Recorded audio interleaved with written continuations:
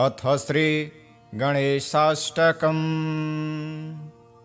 गणपतिपरिवारं चारुकेयूरहारं गिरिधरवरसारं योगिनी चक्रचारं भवभयपरिहारं दुःखदारिद्र्यदूरं गणपतिमभिवन्दे वक्रतुण्डावतारम्।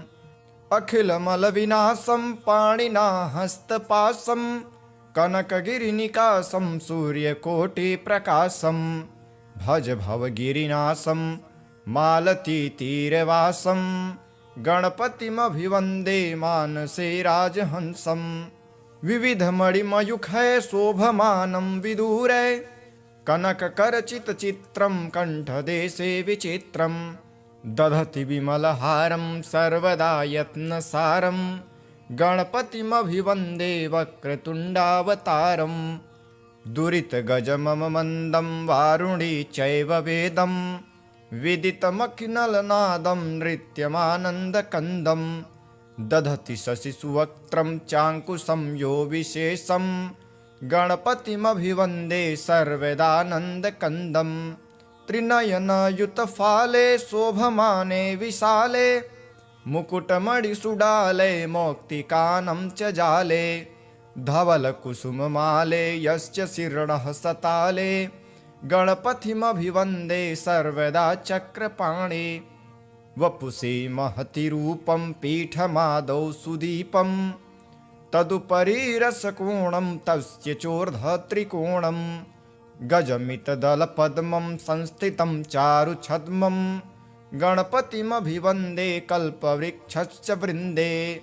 वरदविशदशक्तं दक्षिणं यस्य हस्तं सदयमभयदं तं चिन्तये चिन्तसंस्थं। सबलकुटिलशुण्डं चक्रतुण्डं द्वितुण्डं गणपतिमभिवन्दे सर्वदा वक्रतुण्डम्।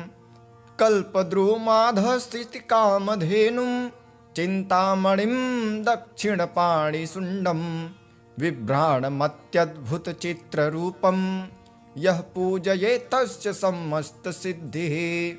व्यासाष्टकमिदं पुण्यं गणेशस्तवनं नृणां पठतां दुःखनाशाय विद्यां सश्रियमश्नुते।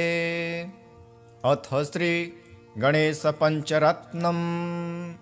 मुदाकरात् मोदकं सदा विमुक्तिसाधकं कलाधरावतंसकं विलासिलोकरक्षकम्।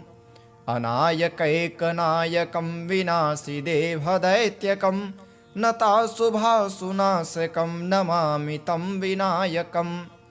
न तेतरातिभीकरं नवोदितार्कभास्वरं नमत्सुरारिनिर्जरं नताधिकापदुद्धरं। सुरेश्वरं निधीश्वरं गजेश्वरं गणेश्वरं महेश्वरं तमाश्रये परात्परं निरन्तरं। समस्तलोकशङ्करं निरस्तदैत्यकुञ्जरं दरेतरोदरं वरं वरे भवक्त्रमक्षरं। कृपाकरं क्षमाकरं मुदाकरं यशस्करं मनस्करं नमस्कृतां नमस्करोमि भास्वरम्। अकिञ्चनार्तिमार्जनं चिरन्तनोक्तिभाजनं पुरारिपूर्वनन्दनं सुरारिगर्वचर्वणं। प्रपञ्चनाशभीषणं धनञ्जयादिभूषणं कपोलदानवारणं भजे पुराणवारणम्। नितान्तकान्तदन्तकान्तिमन्तकान्तिकात्मजम् अचिन्त्यरूपमन्तहीनमन्तराय कृन्तनं। हृदन्तरे निरन्तरं वसन्तमेव योगिनां तमेकदन्तमेव तं विचिन्तयामि सन्ततं। महागणेश पञ्चरत्नमादरेण योन्वहं प्रजल्पति प्रभातके हृदि स्मरन् गणेश्वरम्। अरोगतामदोषतां सुसाहितिं सुपुत्रतां समाहितायुरष्टभूतिमभ्युतैपि सोचिरात्। मुदाकराक्तमोदकं सदा विमुक्तिसाधकं कलाधरावतंसकं विलासिलोकरक्षकम्। अनायकैकनायकं विनाशिदेवदैत्यकं नताशुभाशुनाशकं नमामि तं विनायकम्। अथ श्री एकदन्त शरणागतिस्तोत्रम्।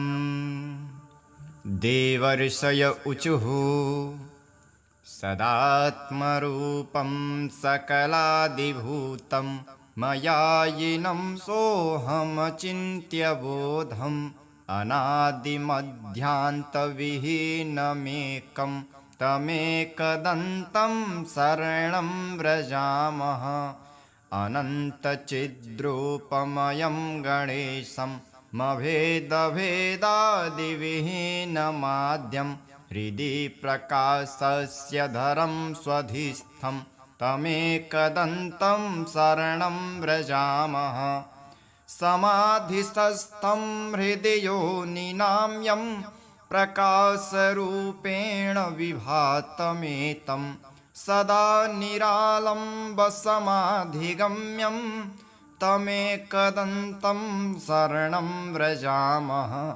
स्वबिम्बभावेन विशालयुक्तां प्रत्यक्षमायां विविधस्वरूपां स्ववीर्यकं तत्र ददाति यो वै तमेकदन्तं शरणं व्रजामः। त्वदीयवीर्येण समर्थभूत स्वमायया सञ्चरितं च विश्वं तुरीयकं ह्यात्मप्रतीतिसंज्ञं तमेकदन्तं शरणं व्रजामः। त्वदीयसत्ताधरमेकदन्तं गुणेश्वरं यं गुणबोधितारं भजन्तमत्यन्तमजं त्रिसन्ध्यं तमेकदन्तं शरणं व्रजामः।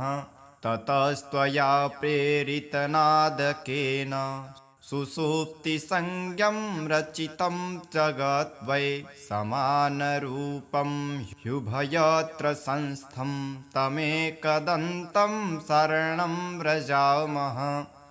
तदेव विश्वं कृपया प्रभूतं द्विभावमादौ तमसा विभान्तम् अनेकरूपं च तथैकभूतं तमेकदन्तं शरणं व्रजामः।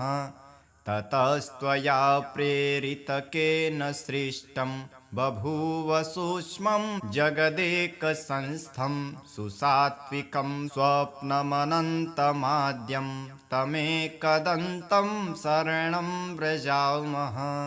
तदेव स्वप्नं तपसा गणेशं सुसिद्ध्यरूपं विविधं बभूव सदैकरूपं कृपया च तेद्य तमेकदन्तं शरणं व्रजामः।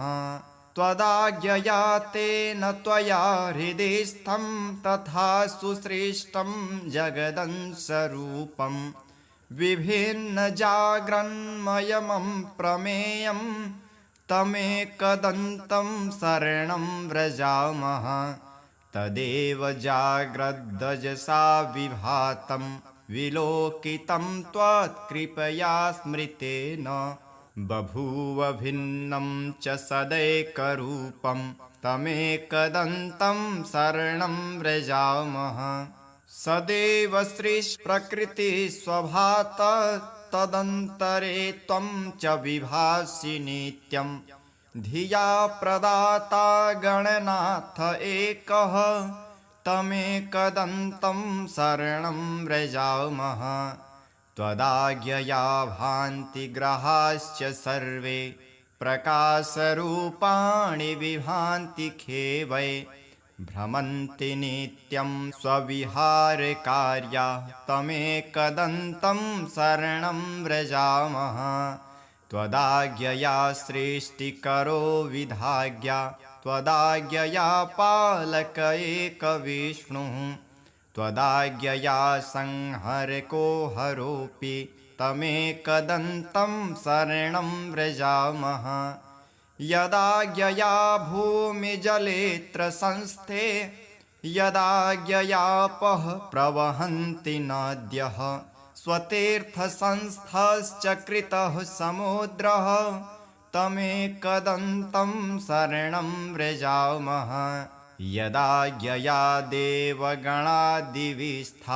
ददन्ति वै कर्मफलानि नित्यं यदा यया शैलगणाः स्थिरा वै तमेकदन्तं शरणं व्रजामः यदा यया शेषधराधरो वै यदा यया मोहप्रदश्च कामः यदा यया कालधरोर्यमा च तमेकदन्तं शरणं व्रजामः यदा यया वाति विभाति वायुः यदा ययाग्निर्जठरादिसंस्थः यदा ययेदं सचराचरं च तमेकदन्तं शरणं व्रजामः यदन्तरे संस्थितमेकदन्तं तदा यया सर्वमिदं विभाति अनन्तरूपं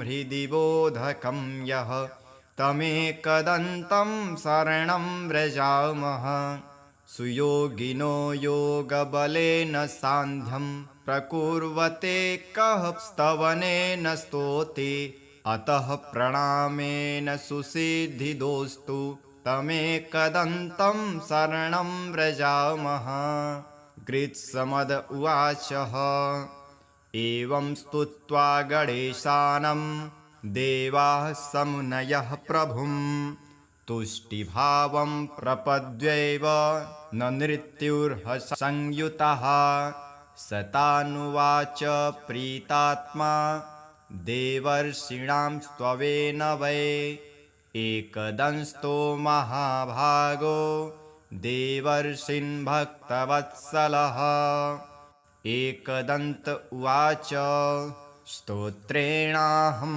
प्रसन्नोऽस्मि सुराः सर्षिगणाः किल वरदोऽहं वृणुतवो दास्यामि मनसि स्फीतं भवत्कृतं मदीयं यत् स्तोत्रं प्रीतिप्रदं च तत् भविष्यति न सन्देहः सर्वसिद्धिप्रदायकं यं यमिच्छति तं तं वै दास्यामि स्तोत्रपाठतः पुत्रपौत्रादिकं सर्वं कलत्रं धनधान्यकं गजास्वादिकमत्यन्तं राज्यभोगादिकं ध्रुवं भुक्तिं मुक्तिं च योगं वै लभते शान्तिदायकं मारणोच्चाटनादिनी राजबन्धादिकं च यत् पठत्वां शृण्वतां नृणां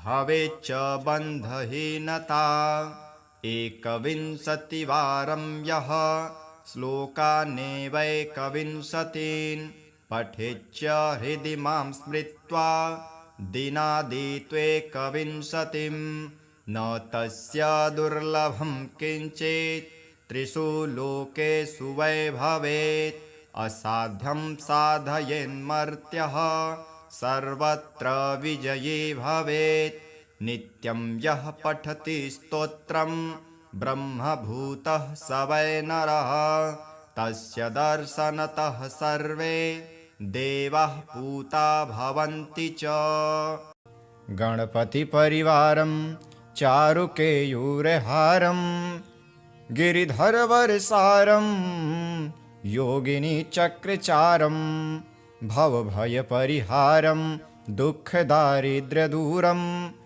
गणपतिमभिवन्दे वक्रतुण्डावतारम् अखिलमलविनाशं पाणिना हस्तपाशं कनकगिरिनिकाशं सूर्यकोटिप्रकाशं भज भवगिरिनाशं मालतीतीरवासं गणपतिमभिवन्दे मानसे राजहंसं विविधमणिमयूखै शोभमानं विदूरे कनककरचितचित्रं कण्ठदेशे विचित्रं दधति विमलहारं सर्वदा यत्नसारं गणपतिमभिवन्दे वक्रतुण्डावतारं दुरितगजममन्दं वारुणी चैव वेदं विदितमखिनलनादं नृत्यमानन्दकन्दं दधति शशिसुवक्त्रं चाङ्कुशं यो विशेषं गणपतिमभिवन्दे सर्वदानन्दकन्दं त्रिनयनयुतफाले शोभमाने विशाले मुकुटमणिसुडाले मौक्तिकानं च जाले धवलकुसुममाले यस्य शिरणः सताले गणपतिमभिवन्दे सर्वदा चक्रपाणे वपुषे महति रूपं पीठमादौ सुदीपं तदुपरि रसकोणं तस्य चोर्ध्वत्रिकोणं गजमितदलपद्मं संस्थितं चारुछद्मं गणपतिमभिवन्दे कल्पवृक्षस्य वृन्दे वरदविशदशक्तं दक्षिणं यस्य हस्तं सदयमभयदं तं चिन्तये चिन्तसंस्थं सबलकुटिलशुण्डं चक्रतुण्डं द्वितुण्डं गणपतिमभिवन्दे सर्वदा वक्रतुण्डं कल्पद्रुमाधस्थितिकामधेनुं चिन्तामणिं दक्षिणपाणिशुण्डं बिभ्राणमत्यद्भुतचित्ररूपं यः पूजयेत् तस्य समस्तसिद्धिः व्यासाष्टकमिदं पुण्यं गणेशस्तवनं नृणां पठतां दुःखनाशाय विद्यां सश्रियमश्नुते।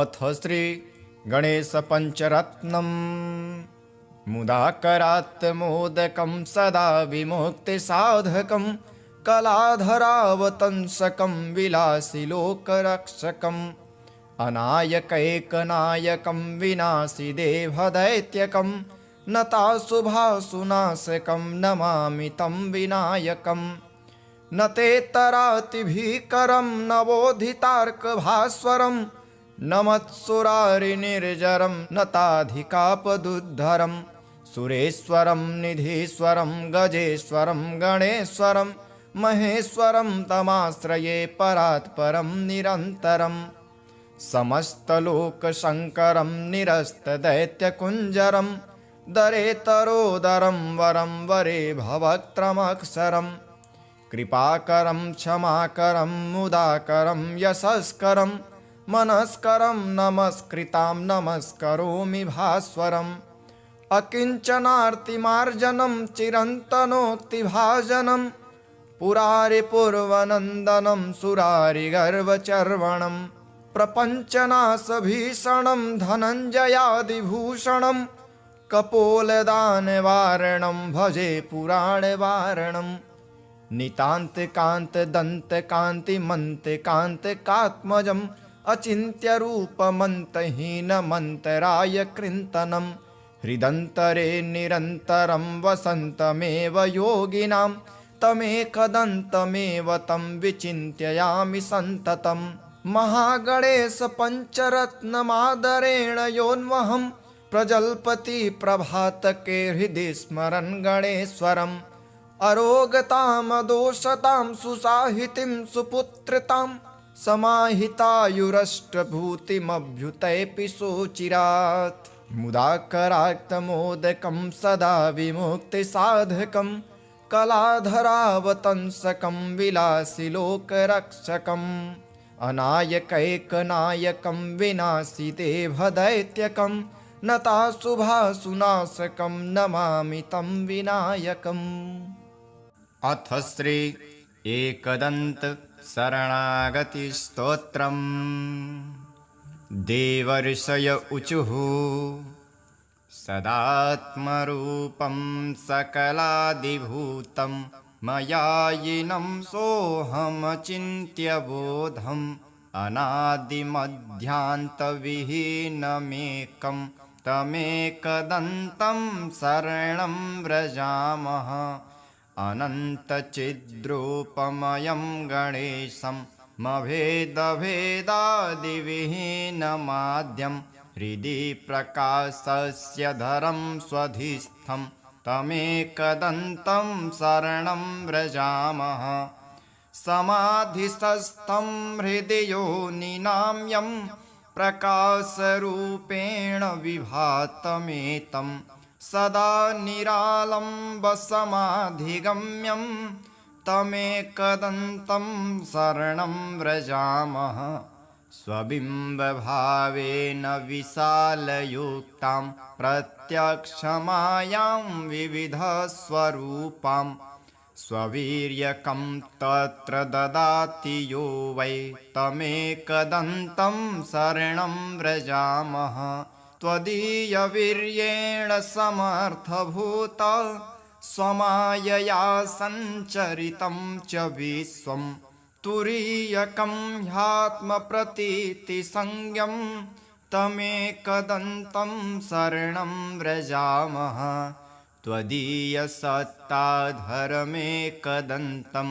गुणेश्वरं यं गुणबोधितारं भजन्तमत्यन्तमजं त्रिसन्ध्यं तमेकदन्तं शरणं व्रजामः ततस्त्वया प्रेरितनादकेन सुषुप्तिसंज्ञं रचितं जगत् वै समानरूपं ह्युभयत्र संस्थं तमेकदन्तं शरणं व्रजामः तदेव विश्वं कृपया प्रभूतं द्विभावमादौ तमसा विभान्तम् अनेकरूपं च तथैकभूतं तमेकदन्तं शरणं व्रजामः ततस्त्वया प्रेरितकेन सृष्टं बभूव सूक्ष्मं जगदेकसंस्थं सुसात्विकं स्वप्नमनन्तमाद्यं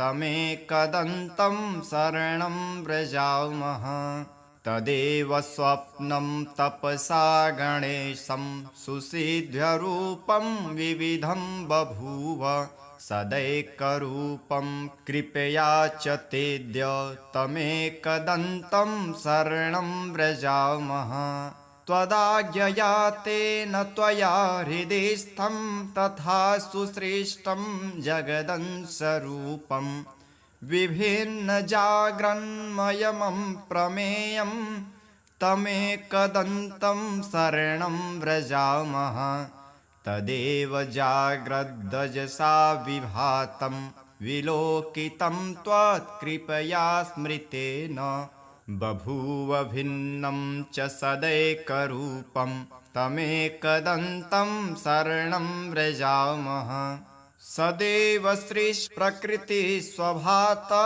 तदन्तरे त्वं च विभासि नित्यं धिया प्रदाता गणनाथ एकः तमेकदन्तं शरणं व्रजामः त्वदाज्ञया भान्ति ग्रहाश्च सर्वे प्रकाशरूपाणि विभान्ति खेवै भ्रमन्ति नित्यं स्वविहारकार्या तमेकदन्तं शरणं व्रजामः त्वदाज्ञया सृष्टिकरो विधाज्ञा त्वदाज्ञया पालक एकविष्णुः त्वदाज्ञया संहरको हरोऽपि तमेकदन्तं शरणं व्रजामः यदाज्ञया भूमिजलेऽत्र संस्थे यदाज्ञयापः प्रवहन्ति नद्यः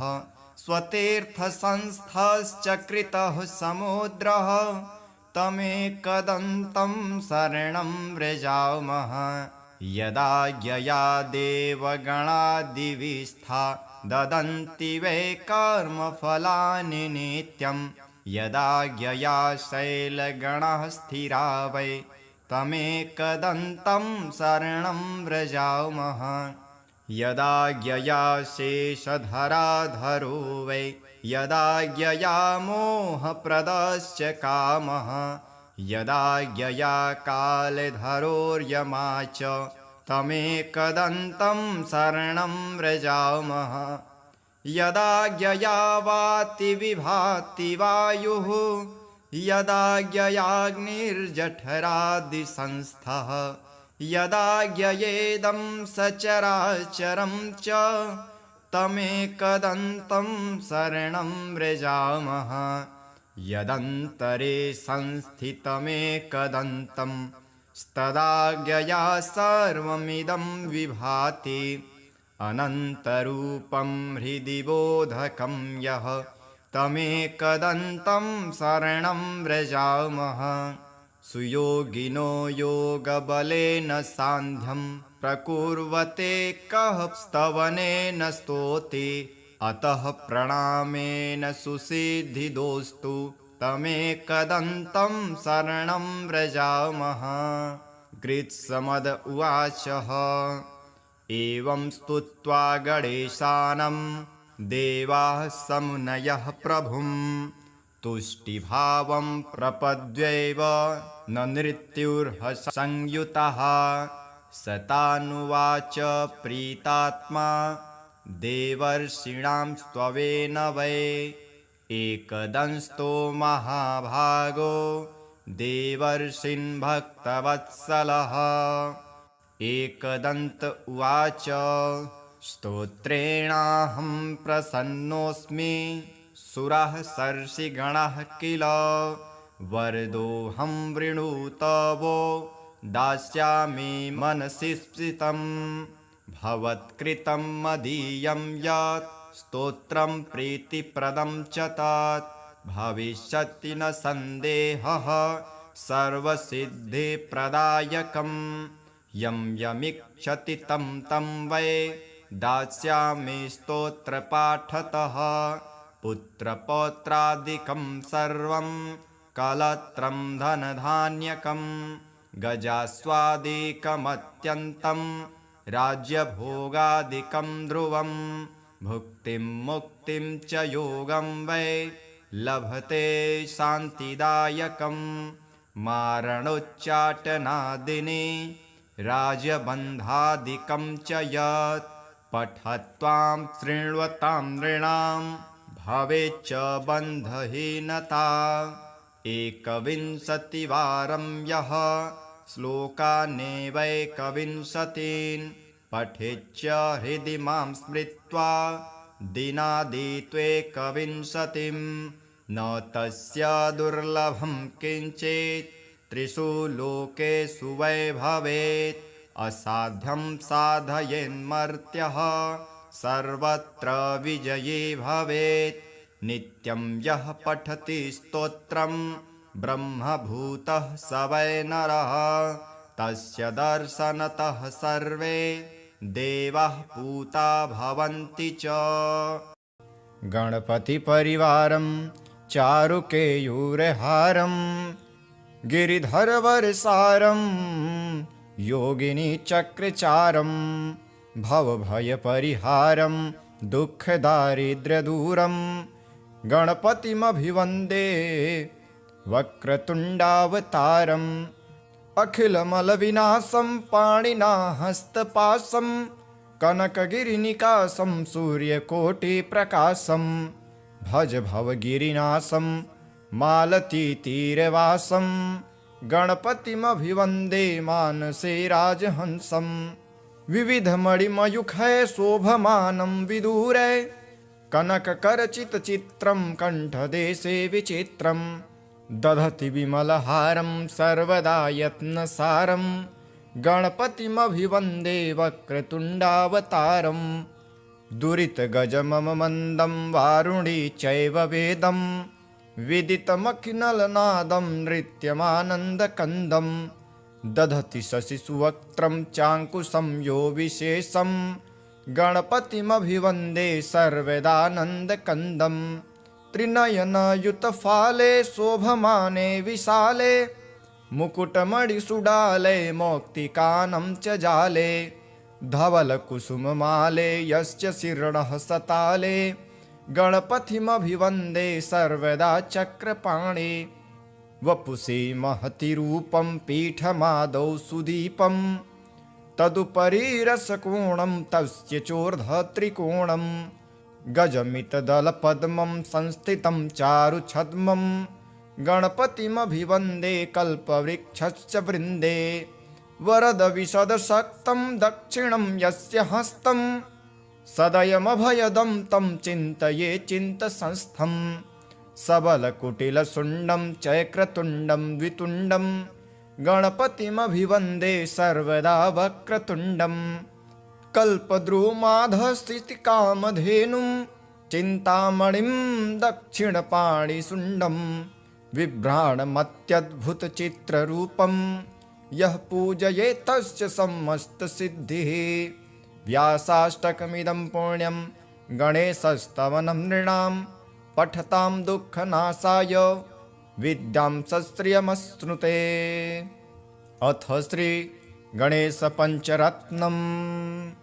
मुदाकरात् मोदकं सदा विमुक्तिसाधकं कलाधरावतंसकं विलासिलोकरक्षकम् अनायकैकनायकं विनाशिदेवदैत्यकं नताशुभाशुनाशकं नमामि तं विनायकम्। न तेतरातिभीकरं नवोदितार्कभास्वरं नमत्सुरारिनिर्जरं नताधिकापदुद्धरं सुरेश्वरं निधीश्वरं गजेश्वरं गणेश्वरं महेश्वरं तमाश्रये परात्परं निरन्तरम्।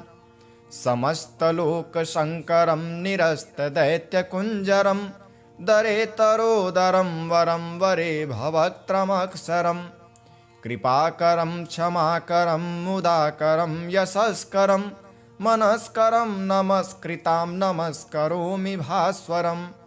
अकिञ्चनार्तिमार्जनं चिरन्तनोक्तिभाजनं पुरारिपूर्वनन्दनं सुरारिगर्वचर्वणं प्रपञ्चनाशभीषणं धनञ्जयादिभूषणं कपोलदानवारणं भजे पुराणवारणम्। नितान्तकान्तदन्तकान्तिमन्तकान्तकात्मजम् अचिन्त्यरूपमन्तहीनमन्तराय कृन्तनं हृदन्तरे निरन्तरं वसन्तमेव योगिनां तमेकदन्तमेव तं विचिन्त्ययामि सन्ततम्। महागणेश पञ्चरत्नमादरेण योन्वहं प्रजल्पति प्रभातके हृदि स्मरन् गणेश्वरम्। अरोगतामदोषतां सुसाहितिं सुपुत्रतां समाहितायुरष्टभूतिमभ्युतैपि सोचिरात्। मुदाकराक्तमोदकं सदा विमुक्तिसाधकं कलाधरावतंसकं विलासिलोकरक्षकम् अनायकैकनायकं विनाशिदेवदैत्यकं नताशुभाशुनाशकं नमामि तं विनायकम्। अथ श्री एकदन्त शरणागतिस्तोत्रम्। देवर्षय ऊचुः सदात्मरूपं सकलादिभूतं मयायिनं सोऽहमचिन्त्यबोधम् अनादिमध्यान्तविहीनमेकं तमेकदन्तं शरणं व्रजामः। अनन्तचिद्रूपमयं गणेशं मभेदभेदादिविहीनमाद्यं हृदि प्रकाशस्य धरं स्वधिस्थं तमेकदन्तं शरणं व्रजामः। समाधिस्थं हृदि योनिनां यं प्रकाशरूपेण विभातमेतं सदा निरालम्बसमाधिगम्यं तमेकदन्तं शरणं व्रजामः। स्वबिम्बभावेन विशालयुक्तां प्रत्यक्षमायां विविधस्वरूपां स्ववीर्यकं तत्र ददाति यो वै तमेकदन्तं शरणं व्रजामः। त्वदीयवीर्येण समर्थभूत स्वमायया सञ्चरितं च विश्वं तुरीयकं ह्यात्मप्रतीतिसंज्ञं तमेकदन्तं शरणं व्रजामः। त्वदीयसत्ताधरमेकदन्तं गुणेश्वरं यं गुणबोधितारं भजन्तमत्यन्तमजं त्रिसन्ध्यं तमेकदन्तं शरणं व्रजामः। ततस्त्वया प्रेरितनादकेन सुषुप्तिसंज्ञं रचितं जगत् वै समानरूपं ह्युभयत्र संस्थं तमेकदन्तं शरणं व्रजामः तदेव विश्वं कृपया प्रभूतं द्विभावमादौ तमसा विभान्तम् अनेकरूपं च तथैकभूतं तमेकदन्तं शरणं व्रजामः ततस्त्वया प्रेरितकेन सृष्टं बभूव सूक्ष्मं जगदेकसंस्थं सुसात्विकं स्वप्नमनन्तमाद्यं तमेकदन्तं शरणं व्रजामः तदेव स्वप्नं तपसा गणेशं सुसिद्ध्यरूपं विविधं बभूव सदैकरूपं कृपया च तेद्य तमेकदन्तं शरणं व्रजामः त्वदाज्ञया तेन त्वया हृदिस्थं तथा सुसृष्टं जगदंशरूपम् विभिन्नजाग्रन्मयमं प्रमेयं तमेकदन्तं शरणं व्रजामः तदेव जाग्रद्दजसा विभातं विलोकितं त्वत्कृपया स्मृतेन बभूव भिन्नं च सदैकरूपं तमेकदन्तं शरणं व्रजामः सदैव सृष्टिप्रकृतिस्वभात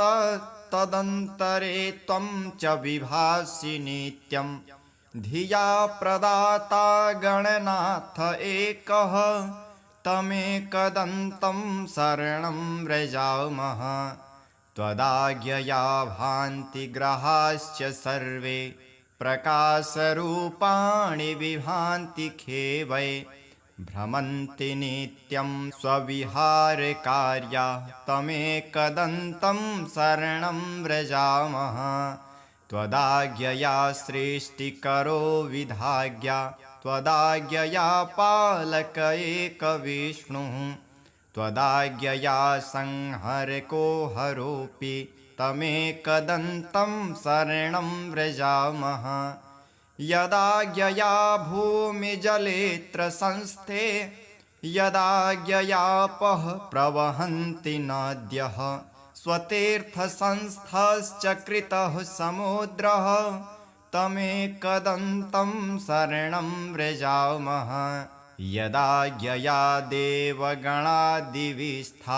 ददन्ति वै कर्मफलानि नित्यम् यदाज्ञया शैलगणः स्थिरा वै तमेकदन्तं शरणं व्रजामः यदाज्ञया शेषधराधरो वै यदाज्ञया मोहप्रदश्च कामः यदाज्ञया कालधरोर्यमा च तमेकदन्तं शरणं व्रजामः यदाज्ञया वाति विभाति वायुः यदाज्ञयाग्निर्जठरादिसंस्थः यदाज्ञयेदं सचराचरं च तमेकदन्तं शरणं व्रजामः यदन्तरे संस्थितमेकदन्तं तदाज्ञया सर्वमिदं विभाति अनन्तरूपं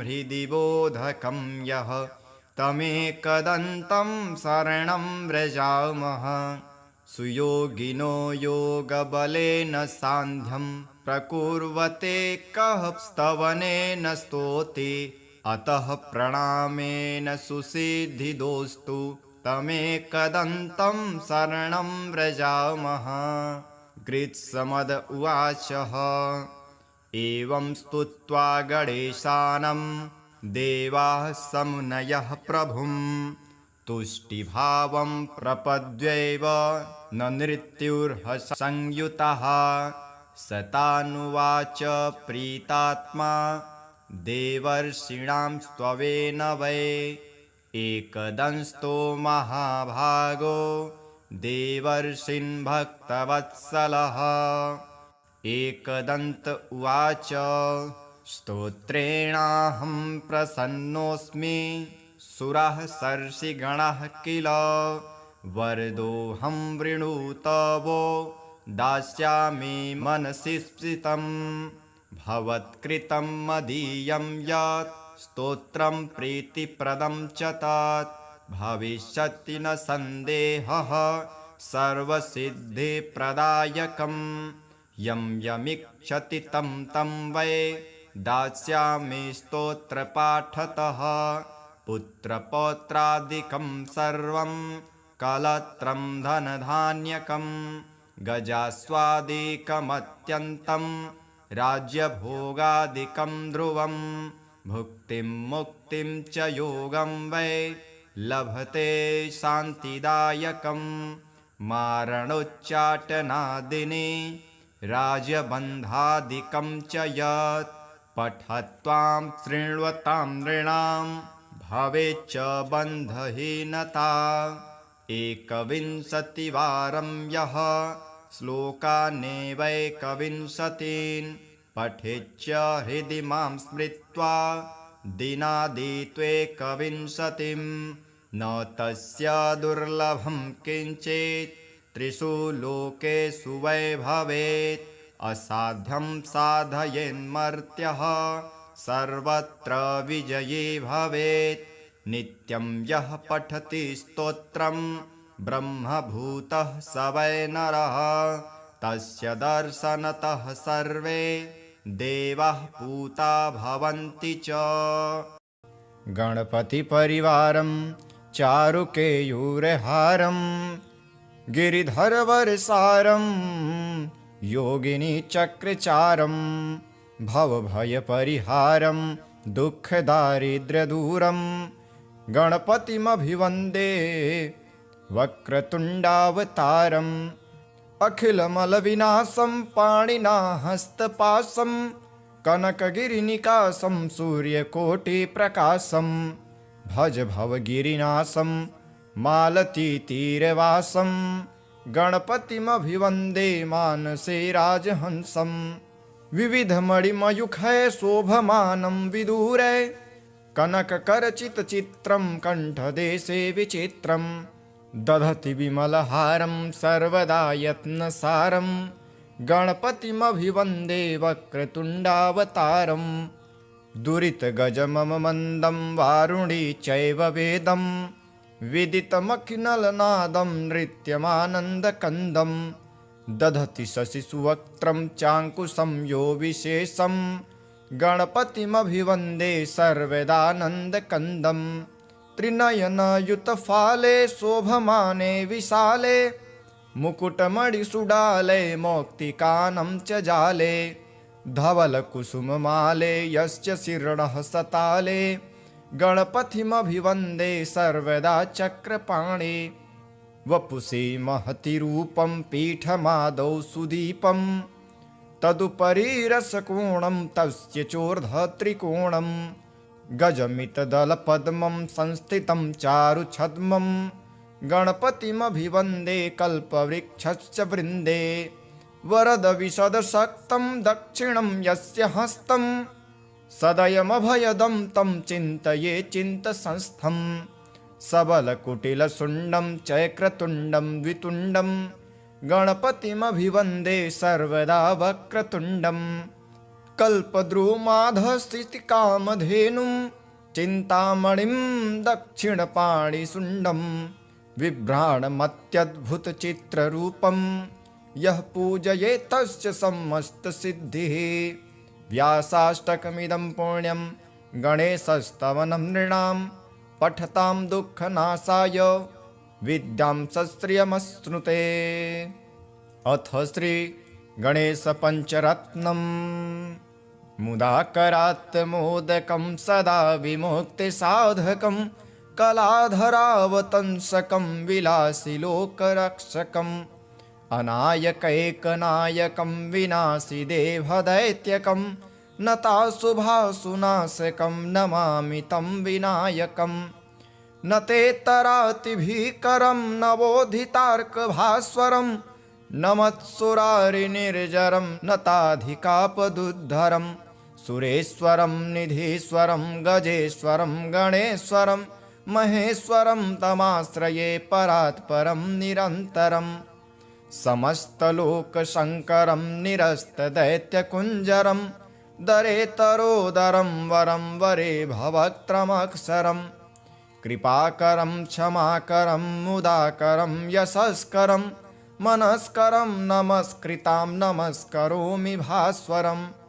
अकिञ्चनार्तिमार्जनं चिरन्तनोक्तिभाजनं पुरारिपूर्वनन्दनं सुरारिगर्वचर्वणं प्रपञ्चनाशभीषणं धनञ्जयादिभूषणं कपोलदानवारणं भजे पुराणवारणं नितान्तकान्तदन्तकान्तिमन्तकान्तिकात्मजम् अचिन्त्यरूपमन्तहीनमन्तराय कृन्तनं हृदन्तरे निरन्तरं वसन्तमेव योगिनां तमेकदन्तमेव तं विचिन्तयामि सन्ततम् महागणेश पञ्चरत्नमादरेण योन्वहं प्रजल्पति प्रभातके हृदि स्मरन् गणेश्वरम् अरोगतामदोषतां सुसाहितिं सुपुत्रतां समाहितायुरष्टभूतिमभ्युतैपि सोचिरात्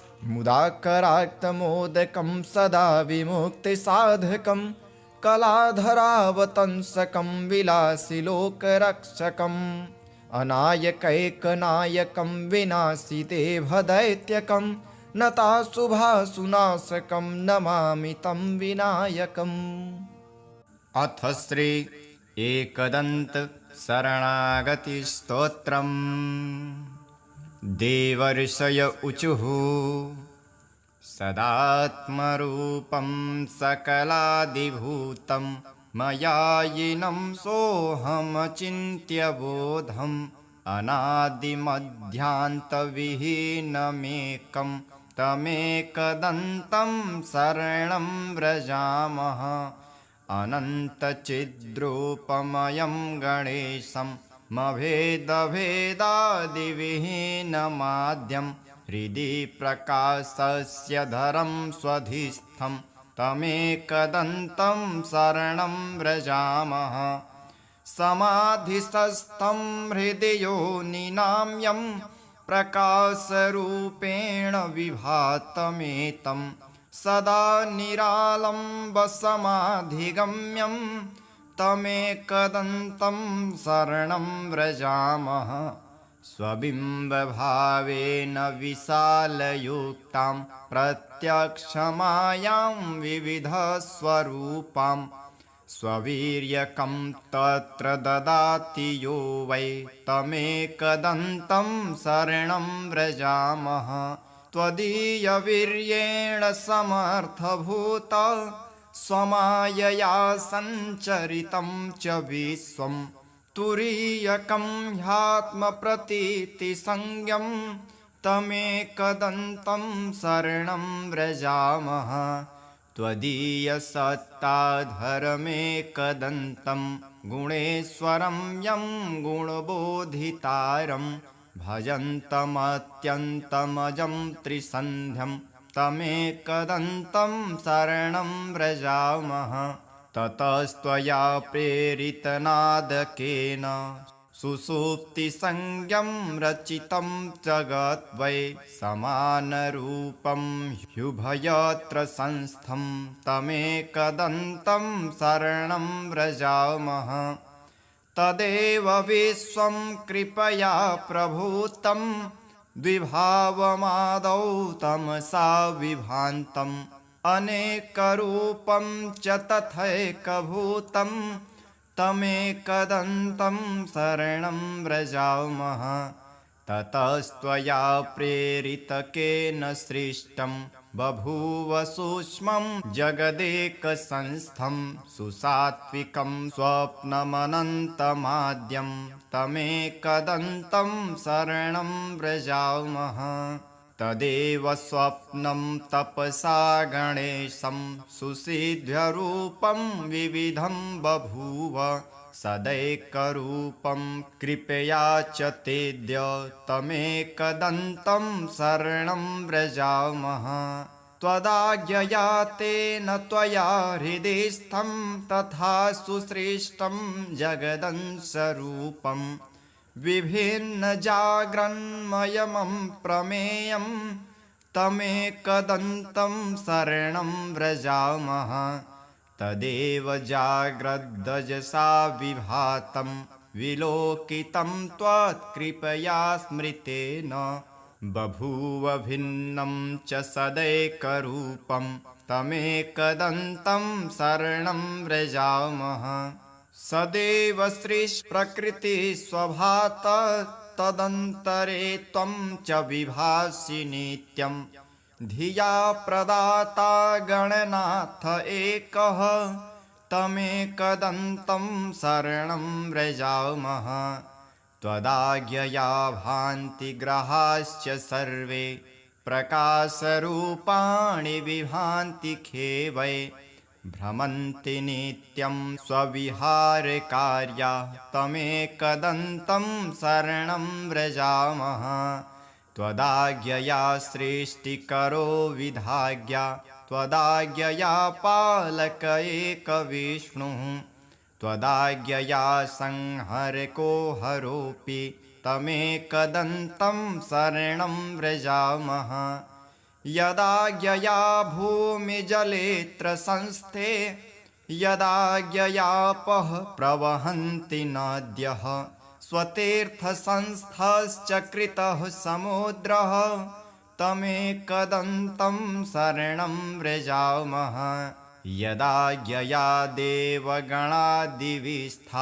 ददन्ति वै कर्मफलानि नित्यं यदाज्ञया शैलगणाः स्थिरा वै तमेकदन्तं शरणं व्रजामः यदाज्ञया शेषधराधरो वै यदाज्ञया मोहप्रदश्च कामः यदाज्ञया कालधरोर्यमा च तमेकदन्तं शरणं व्रजामः यदाज्ञया वाति विभाति वायुः यदाज्ञयाग्निर्जठरादिसंस्थः यदाज्ञयेदं सचराचरं च तमेकदन्तं शरणं व्रजामः यदन्तरे संस्थितमेकदन्तं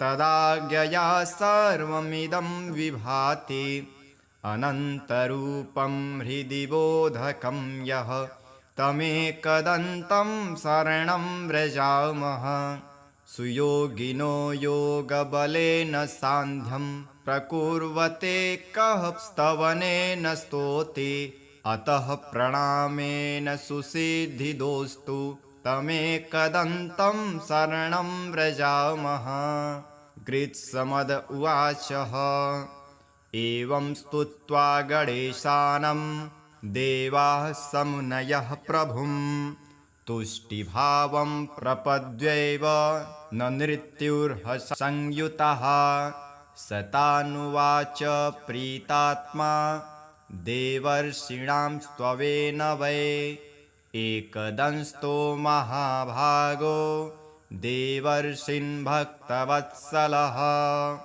एकदन्त उवाच स्तोत्रेणाहं प्रसन्नोऽस्मि सुराः सर्षिगणाः किल वरदोऽहं वृणुतवो दास्यामि मनसि स्फीतं भवत्कृतं मदीयं यत् स्तोत्रं प्रीतिप्रदं च तत् भविष्यति न सन्देहः सर्वसिद्धिप्रदायकं यं यमिच्छति तं तं वै दास्यामि स्तोत्रपाठतः पुत्रपौत्रादिकं सर्वं कलत्रं धनधान्यकं गजास्वादिकमत्यन्तं राज्यभोगादिकं ध्रुवं भुक्तिं मुक्तिं च योगं वै लभते शान्तिदायकं मारणोच्चाटनादिनी राजबन्धादिकं च यत् पठत्वां शृण्वतां नृणां भवेच्च बन्धहीनता एकविंशतिवारं यः श्लोकानेवैकविंशतीन् पठेच्च हृदि मां स्मृत्वा दिनादित्वेकविंशतिं न तस्य दुर्लभं किञ्चित् त्रिषु लोकेषु वै भवेत् असाध्यं साधयेन्मर्त्यः सर्वत्र विजयी भवेत् नित्यं यः पठति स्तोत्रं ब्रह्मभूतः स वै नरः तस्य दर्शनतः सर्वे देवाः पूता भवन्ति च। गणपतिपरिवारं चारुकेयूरहारं गिरिधरवरसारं योगिनीचक्रचारं भवभयपरिहारं दुःखदारिद्र्यदूरं गणपतिमभिवन्दे वक्रतुण्डावतारम् अखिलमलविनाशं पाणिना हस्तपाशं कनकगिरिनिकाशं सूर्यकोटिप्रकाशं भज भवगिरिनाशं मालतीतीरवासं गणपतिमभिवन्दे मानसे राजहंसं विविधमणिमयूखै शोभमानं विदूरे कनककरचितचित्रं कण्ठदेशे विचित्रं दधति विमलहारं सर्वदा यत्नसारं गणपतिमभिवन्दे वक्रतुण्डावतारं दुरितगजममन्दं वारुणी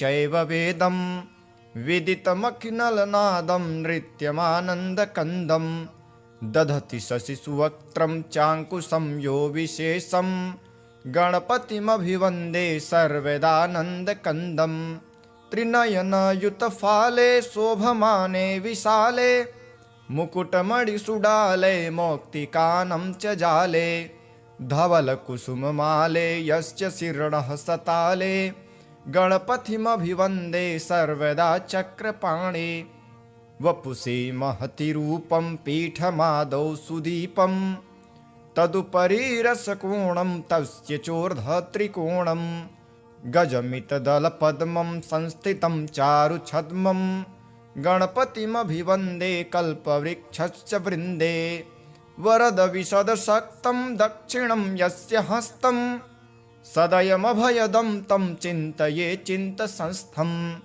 सबलकुटिलशुण्डं चक्रतुण्डं द्वितुण्डं गणपतिमभिवन्दे सर्वदा वक्रतुण्डं कल्पद्रुमाधस्थितिकामधेनुं चिन्तामणिं दक्षिणपाणिशुण्डं बिभ्राणमत्यद्भुतचित्ररूपं यः पूजयेत् तस्य समस्तसिद्धिः व्यासाष्टकमिदं पुण्यं गणेशस्तवनं नृणां पठतां दुःखनाशाय विद्यां सश्रियमश्नुते।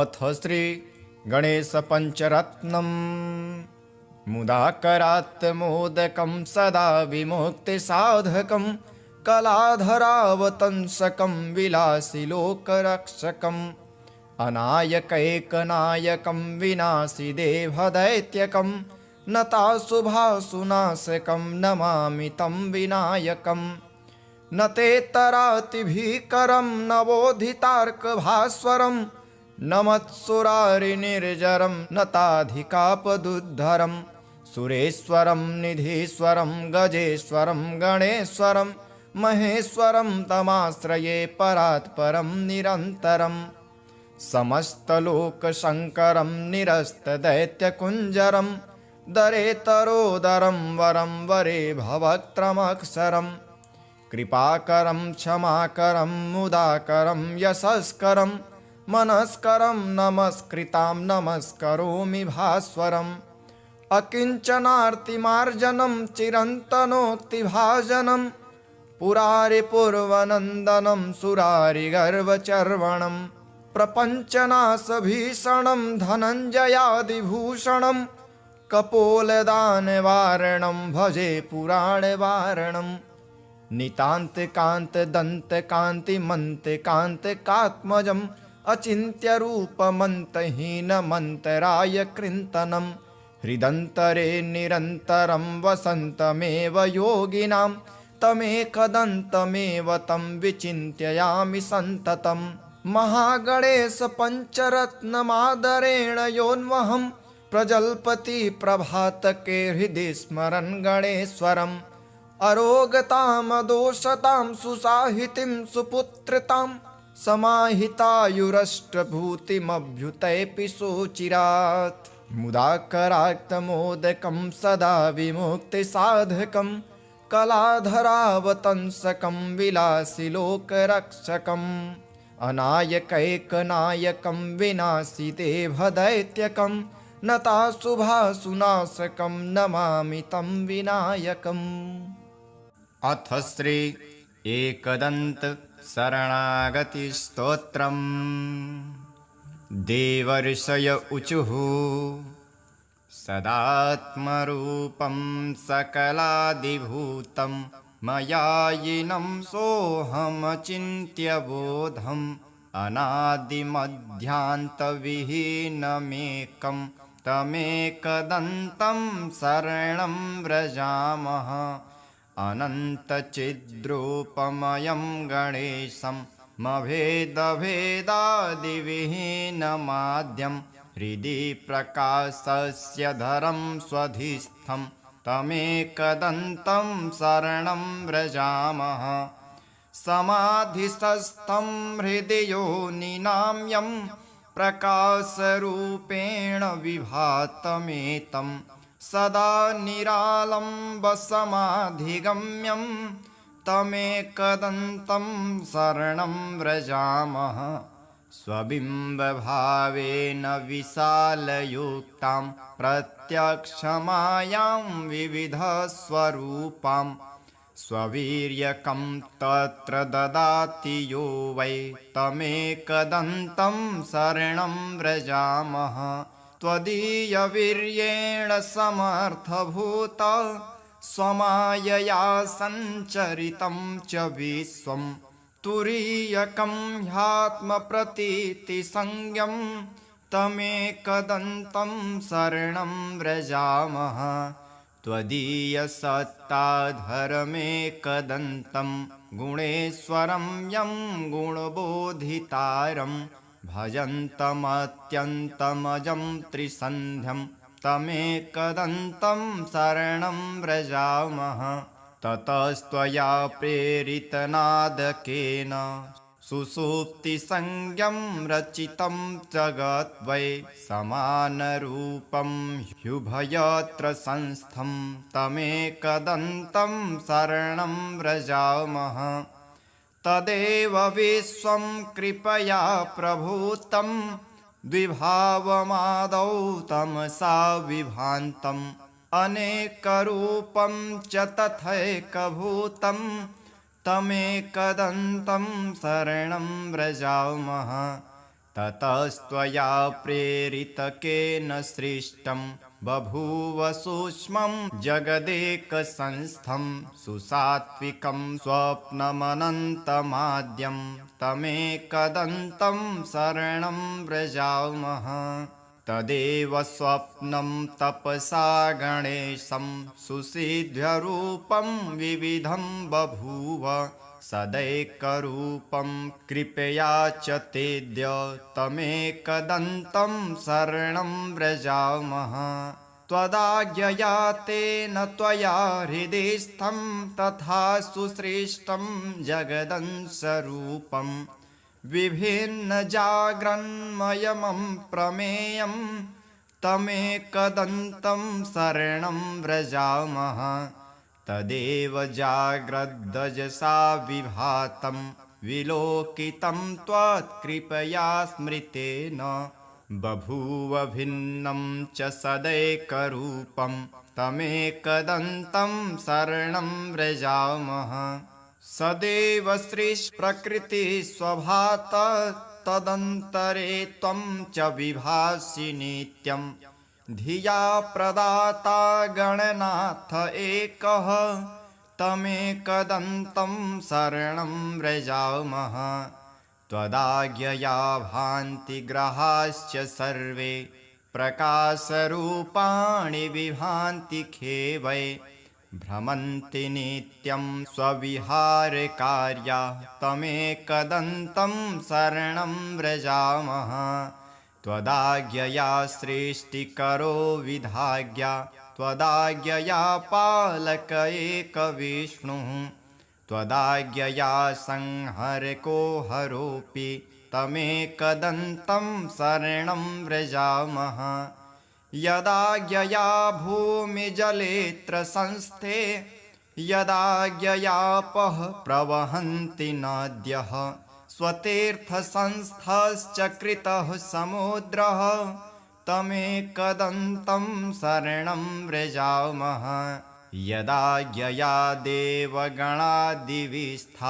ददन्ति वै कर्मफलानि नित्यं यदाज्ञया शैलगणाः स्थिरा वै तमेकदन्तं शरणं व्रजामः यदाज्ञया शेषधराधरो वै यदाज्ञया मोहप्रदश्च कामः यदाज्ञया कालधरोर्यमा च तमेकदन्तं शरणं व्रजामः यदाज्ञया वाति विभाति वायुः यदाज्ञयाग्निर्जठरादिसंस्थः यदाज्ञयेदं सचराचरं च तमेकदन्तं शरणं व्रजामः यदन्तरे संस्थितमेकदन्तं तदाज्ञया सर्वमिदं विभाति अनन्तरूपं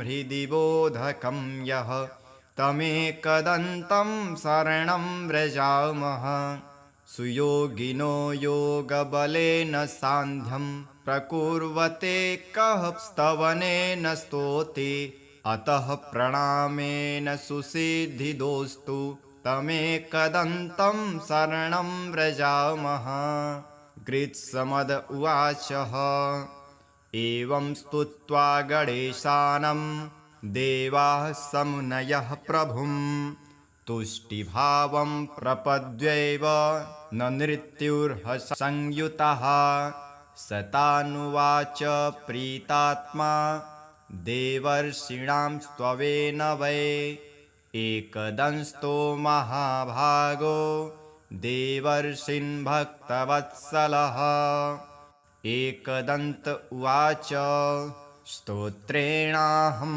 प्रसन्नोऽस्मि सुराः सर्षिगणाः किल वरदोऽहं वृणुतवो दास्यामि मनसि स्फीतं भवत्कृतं मदीयं यत् स्तोत्रं प्रीतिप्रदं च तत् भविष्यति न सन्देहः सर्वसिद्धिप्रदायकं यं यमिच्छति तं तं वै दास्यामि स्तोत्रपाठतः पुत्रपौत्रादिकं सर्वं कलत्रं धनधान्यकं गजास्वादिकमत्यन्तं राज्यभोगादिकं ध्रुवं भुक्तिं मुक्तिं च योगं वै लभते शान्तिदायकं मारणोच्चाटनादिनि